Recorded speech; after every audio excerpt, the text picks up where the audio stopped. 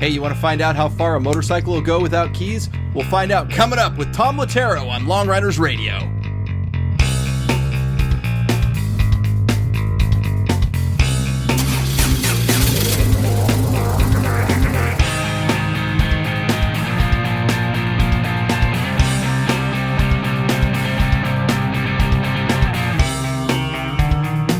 Support for Long Riders Radio comes from DiscountRamps.com. DiscountRamps.com offers a huge selection of power sports products for your ATV, UTV, motorcycle, and more. Everything you need to load, haul, or transport your power sports toys. Long Riders Radio listeners can save 15% off their order by using coupon code LONG. That's LONG at DiscountRamps.com. Well, hey there, everyone. Justin here. Hope you're doing well. Hope you're getting some riding done. And it's summer finally arrived here in Western Washington. It is hot today. Well, probably not as hot as where some of you are at, but for here, it's hot. Hopefully you don't hear the fan going too much in the background. But for today's episode, we're going to talk with a guy named Tom Lettero out of Las Vegas, Nevada. Now, Tom has been pretty much a fixture in the Big Money Rally since its beginning, and he did something this year that was pretty amazing. Now, in the Big Money Rally, I mean, you can obviously, it goes for months and months and months, but one of the things they're doing is they have a set of bonuses that's only good for the weekends. So it's Friday, Saturday, Sunday, and it's only good for that weekend. And they call it the 3-day rally. And each 3-day rally has its own, you can get any bonus, but it's got its own little cadre of bonuses that are worth huge points.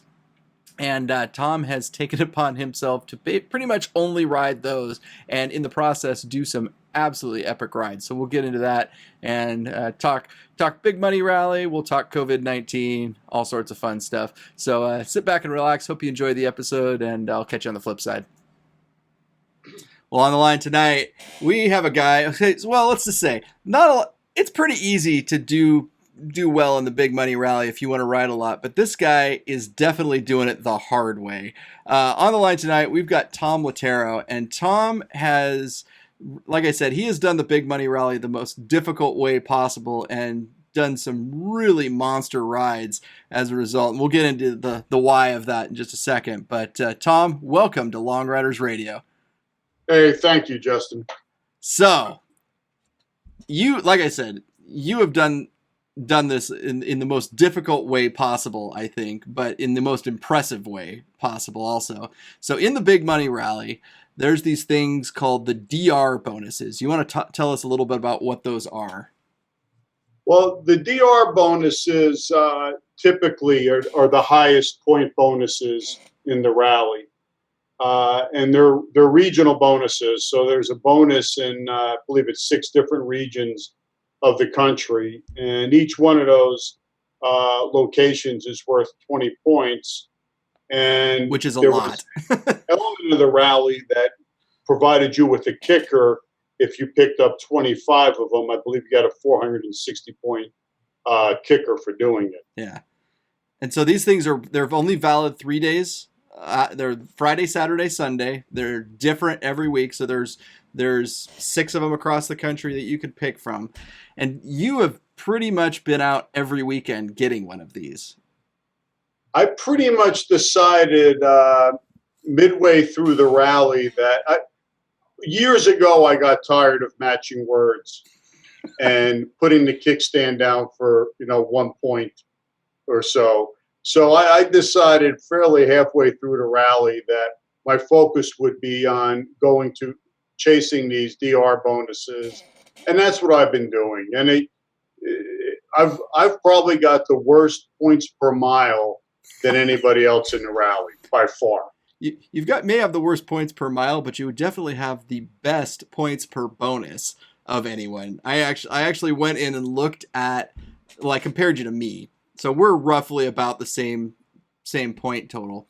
And my average point per bonus is 4.5, and yours is almost 11.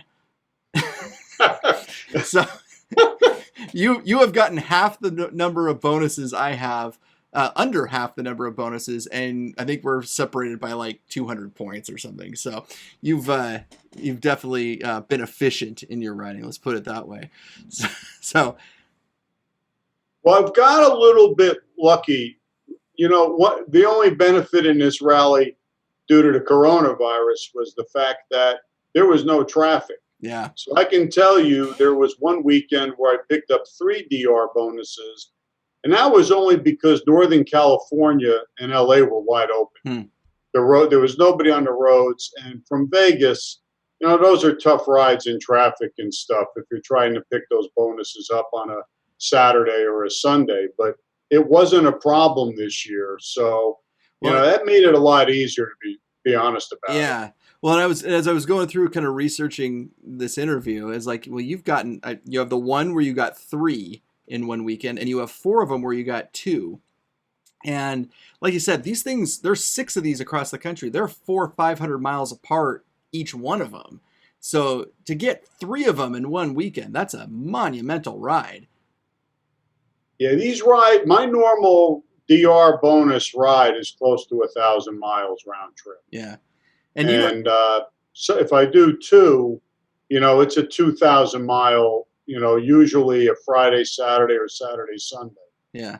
And you're usually coming home in the middle of these too. You don't stay on the road a lot.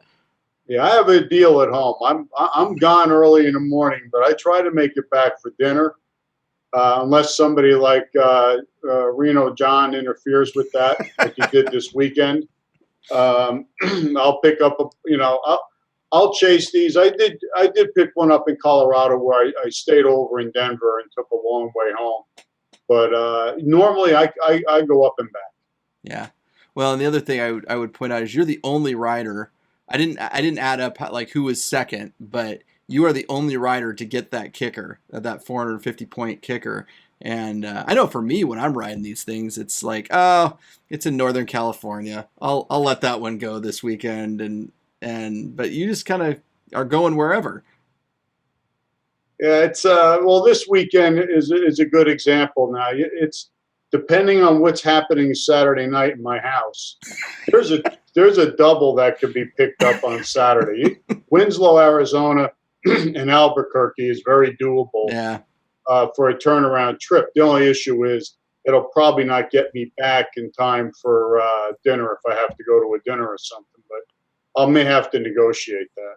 So was it just you got sick of kind of many stops and you just wanted to be on the bike? Is that really what drove you towards just picking these bonuses? It's exactly it. It's I'd much rather be on the bike riding than to be dropping the kickstand and matching words in a strip mall the church theme was great, but I didn't pick one of them up. Yeah. There was thousands of them, but I didn't pick one of them up only because it would interfere with me going where I wanted to go. And so, there was one bonus that I just absolutely loved in the DRs that I would have never gone to if it wasn't a bonus, and that was the one up in Creede, Colorado, which I thought was just spectacular. It was gorgeous up along the Rio Grande River. It was a phenomenal location. Now, it's worth pointing out, too, that the Big Money Rally normally goes from January to Memorial Day. And this year, because of COVID-19, John decided to extend it because a lot of people weren't riding it, weren't able to ride, and extended it to Labor Day. And so you've been doing this you never stopped. You just kept riding the whole time. Yeah, I kept going, and the reality is I really stopped putting the kickstand down at the end of May. If you look at my rides since the end of May, I'm not so sure I picked up too many points that weren't 20 points. Yeah. So I want to talk a little bit about, because I haven't talked about this on this show yet. Talk a little bit about riding. You mentioned that there's no one on the road with the pandemic. What other kind of things that you wouldn't normally have to think about are going on now in your head? Because I know when I've been riding, there's things like, this bathroom might not be open, or where am I going to get food next, and things like that. Talk about that kind of stuff. Well, the frustrating thing that I experienced was mainly in California, and that was access to restrooms, including rest areas. For some reason, there was a long period of time where they didn't want to keep any of them open. It was fine. They would sell you gas, but they wouldn't let you use the restroom, which was really, So there was a lot of us that were, doing their business on the side of the road Yeah. because they had no choice. But that was, it was more peaceful riding, and you could ride much further distances because there wasn't as much effort in riding. In other words, you weren't watching out as much for other vehicles on the road. So the upside was you didn't have that kind of drama. I could tell you law enforcement was very, very mellow during the majority of that period because I wasn't picking up any radar signals on the bike because there was nobody on the road. By the time I picked them up, they pretty well had me, but they just waved. I mean, it was, I thought I was on some sort of a motorcycle holiday.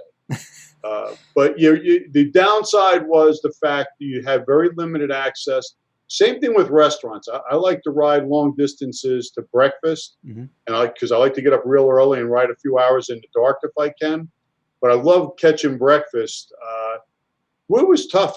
Very few states would allow dining for a long period of time. Yeah, I know when I was doing a little bit of riding, it was use the app from McDonald's to get a something and have them bring it out to you because nothing was open to be able to go in the restaurants at all. So right, that was a big inconvenience. Yeah, during this whole thing, and it still is because a lot of places have shut down again. Right. So I think we're going to see a lot more of that over the next couple of months. Yeah, unfortunately. So Reno John, who runs the Big Money Rally, gave me a whole list of questions, and no joke, he is updating. He has a document that he sent me. He is currently updating as we're speaking with additional questions.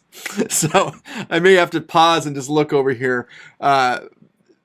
But he asked a couple of questions. The first one related to COVID is to ask you about riding in New Mexico and not being allowed to get off the freeway. So I picked up one of the DR bonuses in Albuquerque. And going to Albuquerque, there were signs all over that Navajo country was on complete shutdown. So the exits from Gallup, New Mexico, all the way through just outside of Albuquerque, they were manned by National Guard and Highway Patrol. You are not allowed to exit I-40.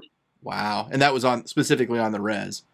That was specifically on the res, but the res is massive. And when I came back from Colorado, I had the exact same experience. When you went through Navajo country, through all of those towns up by 160 in New Mexico, Utah, and even the edge of Colorado there, all of those towns, even the McDonald's drive-thrus, everything was shut down. Wow. There was no grocery stores. There was no restrooms.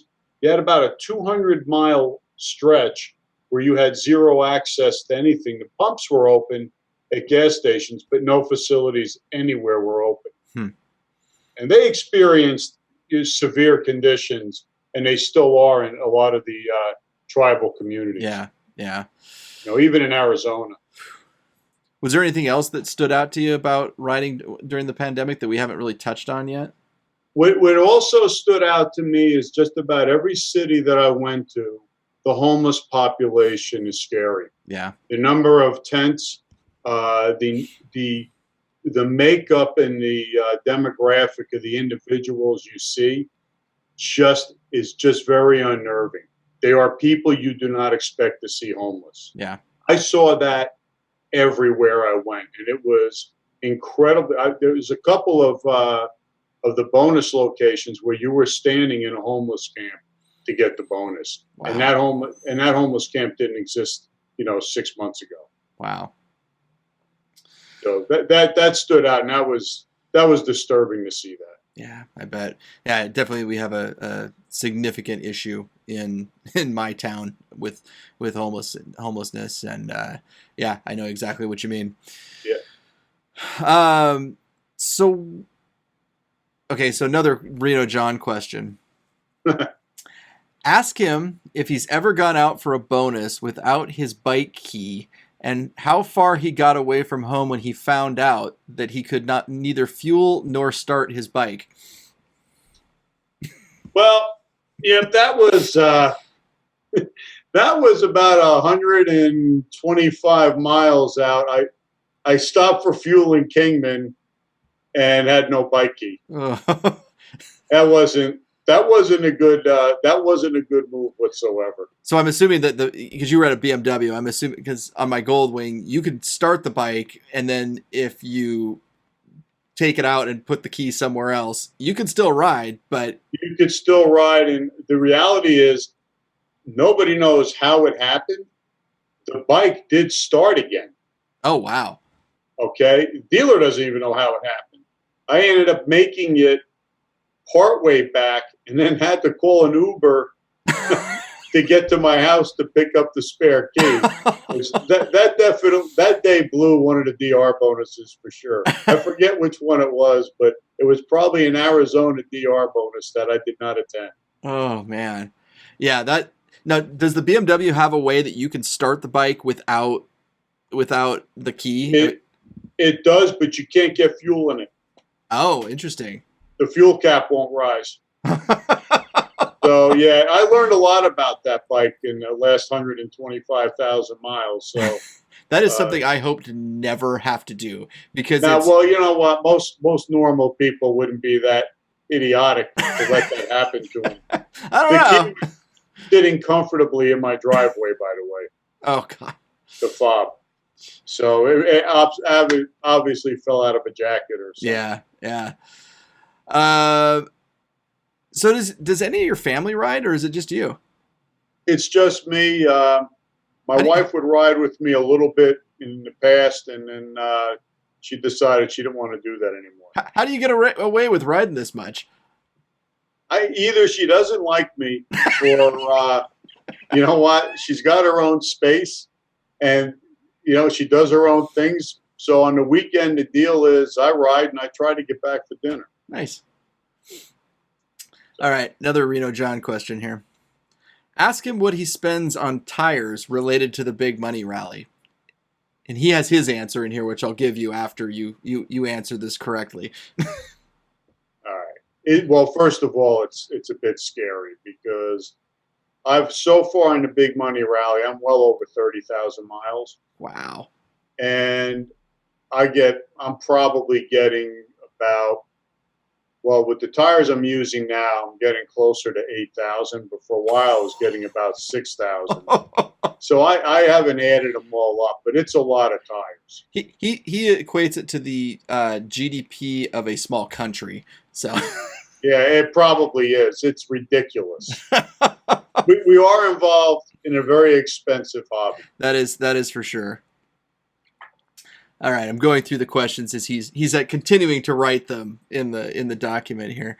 And actually, a lot of these I think I would actually hit as part of the LD dozen questions. So I'm going to kind of dive into those, and because we'll hit a lot of these. So on this podcast, we ask each guest the same series of 12 questions, call them the LD dozen. I'm assuming you're game to go. I'm game. All right. I don't know what they are, but I'll be ready. All right. What was your first motorcycle and why? It was a 1979 Suzuki GS 750L. It was a 4-cylinder motorcycle, and I still have one. Same bike or just the same? It's the same exact model, color, and everything, but it is not the bike. The bike is still in Las Vegas. Huh. Because I traded it to a friend of mine for a couple of weapons, and in 1981, and then when I turned 60, my brother-in-law bought me a replica. That's awesome. So I still have that. Was that something you would was a goal to try to get that same bike back at some point, or did he just surprise you with it? He surprised me with it, but, I probably would have done the same thing if I could find one. He found it somewhere in Ohio. Wow. And picked it up. I wonder how many people out there would, if they could I mean, if they could find their first bike, would buy it back. I certainly would. I really regret trading that bike in. I don't know what I would have done with it for the past 20 or 10 years, but I would love to have that bike still. Absolutely. Yeah, I think we all would. Yeah. All right. Where did you take your first overnight ride? My first overnight ride, I went to just outside a town called South Starksboro, Vermont. Hmm. I was living in Teaneck, New Jersey at the time, and was visiting a girlfriend up at her cabin up in Vermont, near Sugar Bush, Vermont. Nice. Which, incidentally, is a bonus in the Big Money Rally this year. Yeah, there you go. What is your day job? What allows you to ride 30,000 miles on a rally and get 8,000 miles to a tire? Well, currently I'm involved in two different companies of which I'm the CEO of, and I'd say between the two jobs, they're almost a full-time job. But they're pretty well under control, pretty well set up. So that gives me some time. I was head of a gaming company that had a couple of casinos in Nevada, actually 3 here in Las Vegas, property in Pennsylvania, and 1 in New Hampshire. We sold that company back in December, and that gave me a lot more time. But I still try to stay busy. Yeah. I mean, I was going to retire. I could not mentally pull it off.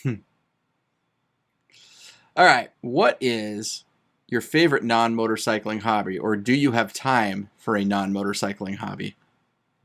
I see a lot of sports memorabilia in the background there. You know, I love all sports, and I was a tennis player for years, but I'd say that was a hobby, but I don't play anymore, namely because I don't have time. Yeah.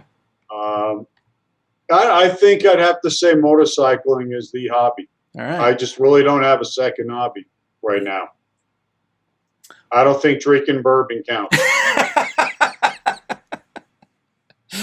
All right. Question number 5. What is your favorite road? Favorite road? I would have to say Highway 12 in southern Utah. Yeah. That goes out past Escalante through Boulder and up to Capitol Reef. Yep. I'd agree with you on that one. That's a great road. I'm going to ask at 5A, what's your favorite road during this year's Big Money Rally? The road to Creede, Colorado. What was special about it? You know what? You're following the river. It was absolutely gorgeous. Just a lot of small lodging communities you're passing through. That whole area of Colorado. I took all the back roads from Denver, 285, and then cutting up through, I forget what highway that was, up to Creede. But I thought, in fact, I even sent John a quick note saying that was the best DR bonus of the rally. I would imagine that 285 had a lot fewer Jeeps on it this year than it would normally. That was my experience on that road. Nobody was on that road when I went through there. Yeah, my experience going through there in the middle of summer was if you were looking for your friend and their Jeep Wrangler, they were on that road. That's right. I was curious how many of them actually were leaving that road or how many of them were just going along, but that's a whole different subject. All right, on the flip side, what is your least favorite road? What is it? The 405 in California. I'd rather shoot myself. All right, question 7. Basecamp, Streets and Trips, Paper Maps, Google, Waze. What do you use to navigate and plan your trips? I'd say almost 95% of the time it's Streets and Trips. I definitely use maps because GPS isn't always accurate.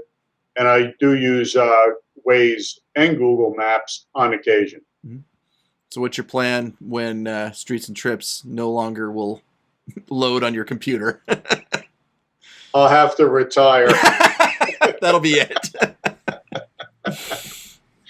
I never could get comfortable with base camp. I just couldn't do it. Yeah. It's definitely got its little quirks to it. That's for sure. All right. Question number 8. If you get a new motorcycle tomorrow, what's the first Farkle you're going to put on it? Lights. Yeah, Clearwater lights. Clearwater? Yeah, okay. All right. Question 9. This is the one I was kind of reading through John's questions, and this is the one where I think we're gonna this might take a while. What are your current motorcycles and why? And John would like a story about each one, including the top speed on each one. I don't know if you need to go into that much detail, but if you could just kind of go through the stable a little bit. All right. So the bikes that I have, well, you know about the Suzuki I have. Yeah. That top speed may be 60 miles an hour right now. Downhill. The bike that I ride the most of right now is a 2017 R1200 RT. That bike is, it's just really well set up for me. I'm not excited about riding it, but it's after the only problem I've had with it was a drive shaft, and now I figured out why that drive shaft went. I know how to maintain it better, but that's been the go-to bike. A partner of mine lost his eyesight a couple of years ago and gave me his 2015 KTM Super Adventure 1290. That bike. So I'll give you the top speed on the RT was 136 miles an hour. The top speed on the KTM, although it felt like pieces parts were flying off of the bike, it was a horrible experience. It was actually, I believe it was 142. Speedometer was calling it close to 150, about 148. Grief. The GPS was calling it 142. But those are my testing zone was out by Rachel. Yeah. To do that, but I don't know why he wanted to know that, but he probably figured I did test it. So it's just the 3 bikes right now? That's all I have now. Nice. That's all I have. All right. Question number 10. Who made your seat? The seat, Corbin. Corbin. I've always used Corbin seats. Just fit you well? They fit me well. I like a firm seat, and I like to get out of the seat.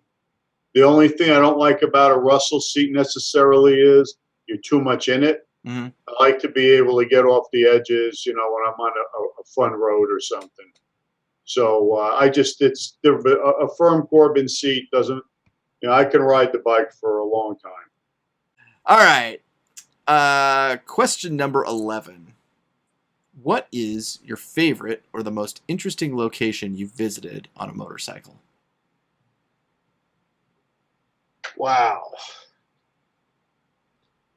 Favorite location.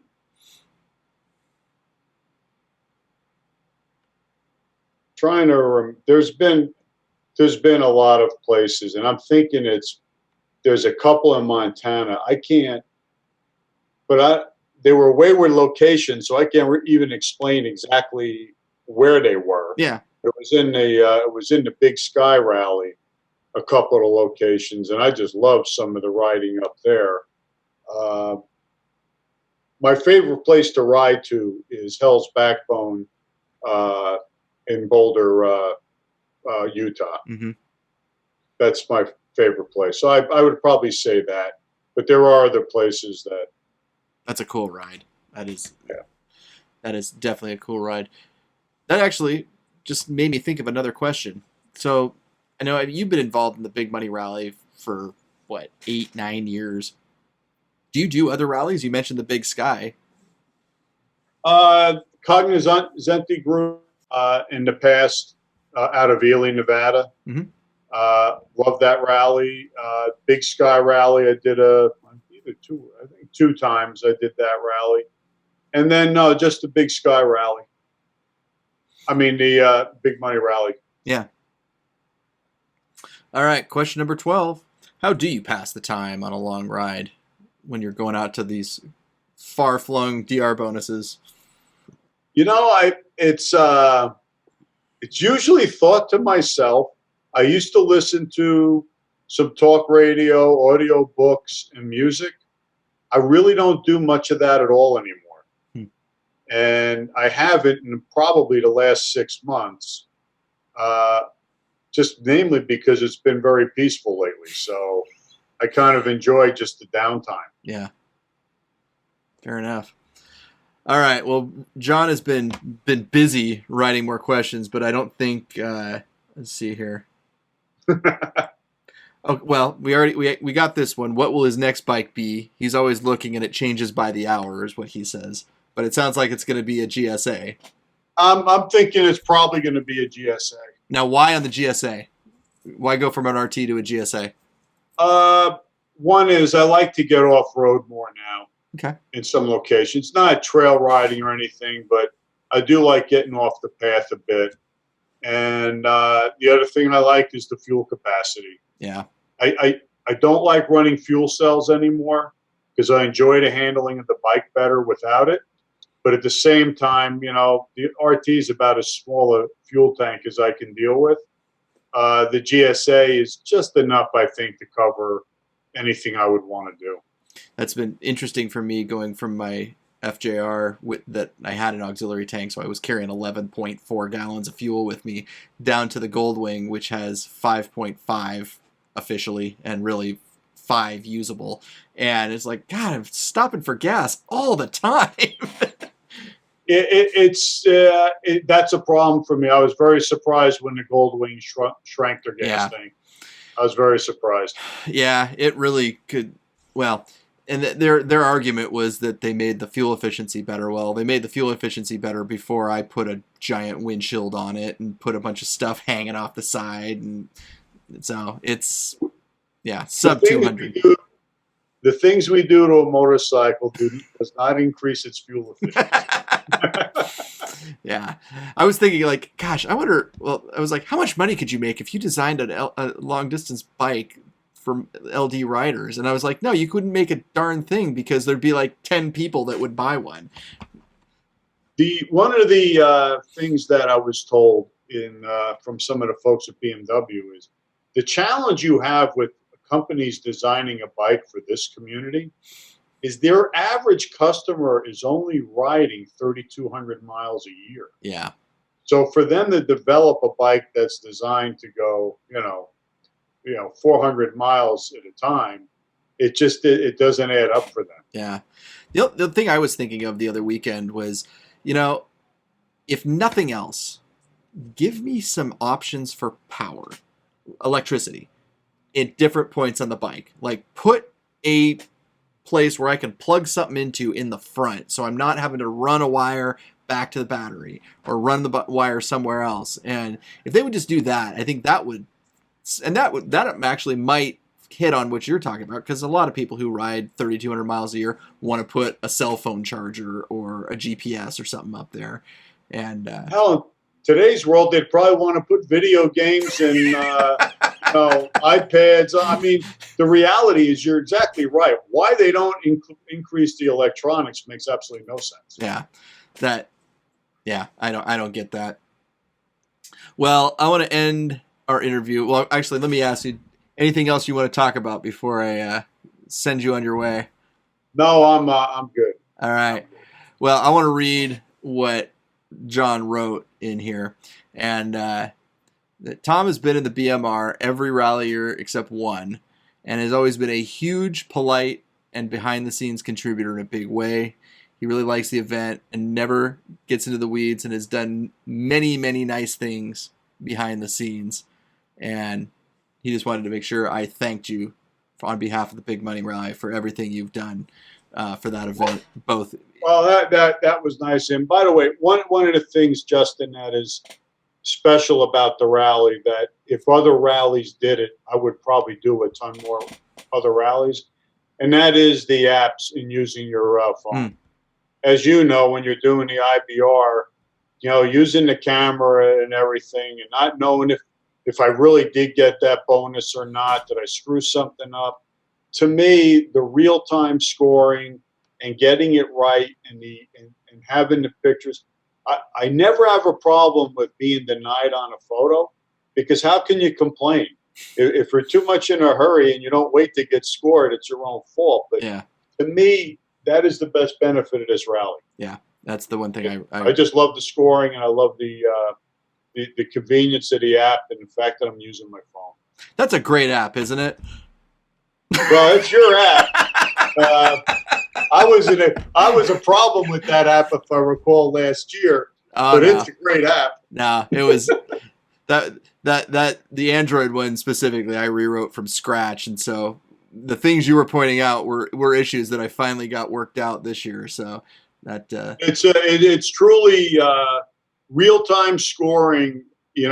Would be great for other rallies, I think. Yeah, I definitely agree. It's that for me, just the anxiety you carry throughout the rest of the rally, thinking about, did I get that picture right? Did I get it right? And I don't know. I like the fact that you can say, yep, I got it, or no, I didn't. Yep. Agreed. All right. Well, that is Mr. Tom Lettero. Thank you very much for coming on Long Riders Radio. Appreciate it. You have a great one. Well, if you'd like to get in contact with me, there's lots of ways you can do it. Easiest way is to head over to that website, www.longridersradio.com. And another thank you goes out to the folks over at DiscountRamps.com for their support on this episode. DiscountRamps.com offers a huge selection of power sports products for your ATV, UTV, motorcycle, and more. Long Riders Radio listeners can save 15% on their order by using coupon code LONG, that's LONG, at DiscountRamps.com. Incidentally, use that coupon code, you help out the show. And as always, we need to thank this show's founder, Mr. Michael Cox. I was talking to Mike the other day, and we were talking about how kind of everyone thinks that wherever they live is kind of the toughest riding anywhere. And when Mike moved to Oklahoma City in the early 2000s, he thought that too. And I said, well, what was it like, Mike? And he said, there was no grocery stores. There was no restrooms. You had about a 200-mile stretch where you had zero access to anything. Ride safe, everyone.